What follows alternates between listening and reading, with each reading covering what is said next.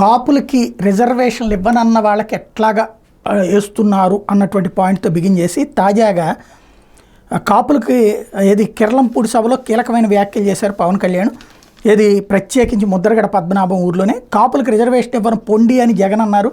కాపు పెద్దలు ఎమ్మెల్యేలను అడుగుతున్నా రిజర్వేషన్లు ఇవ్వనన్న వ్యక్తికి ఆ పార్టీలో కూర్చుని ఏ ప్రాతిపదికన మద్దతు పలుకుతున్నారు?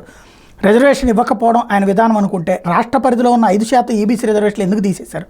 కనీసం అందులో 6% కూడా పొందేందుకు కాపులకు అర్హత లేదా? మరి ఎమ్మెల్యేలకు కాపులు ఎందుకు ఓట్లు వేయాలి? వారు వస్తే నిలదీయండి. ఇది ఆయన ఇచ్చినటువంటి సంచలనాత్మకమైనటువంటి పిలుపు. అదే సందర్భంలో ఏదైతే ఆ రోజున జరిగినటువంటి తుని ఘటన వెనకాల ఉన్నటువంటిది కూడా డైరెక్ట్గా జగన్మోహన్ రెడ్డి అన్నటువంటి తీవ్రమైనటువంటి ఆరోపణ చేశారు. తుని ఘటనకి పాల్పడింది కరుణాకర్ రెడ్డి, ఇటు పక్కన ఈయన కలిపి అన్నటువంటిది. తాజా కాపు రిజర్వేషన్ ఉద్యమంలో భాగంగా 2014లో తునిలో జరిగిన రైలు దహనం వెనక వైఎస్ఆర్ కాంగ్రెస్ పార్టీ కుట్ర ఉందని జనసేన అధ్యక్షుడు పవన్ కళ్యాణ్ ఆరోపించారు.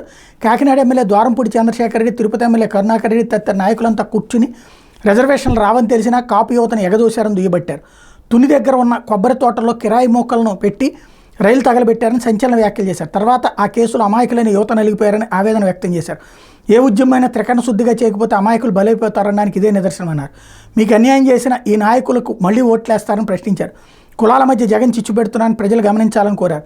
తాను ఆవేశంతో మాట్లాడతాను కానీ విధ్వంసం వైపు నడిపించనన్నారు.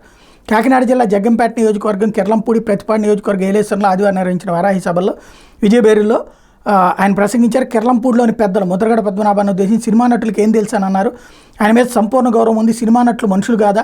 వారికి ప్రేమ ఉన్నదా? సామాజిక బాధ్యత ఉండదా? నేను సినిమాల్లోకి రావాలని అనుకోలేదు, కుదిరిందంతే అని చెప్పుకొచ్చారు.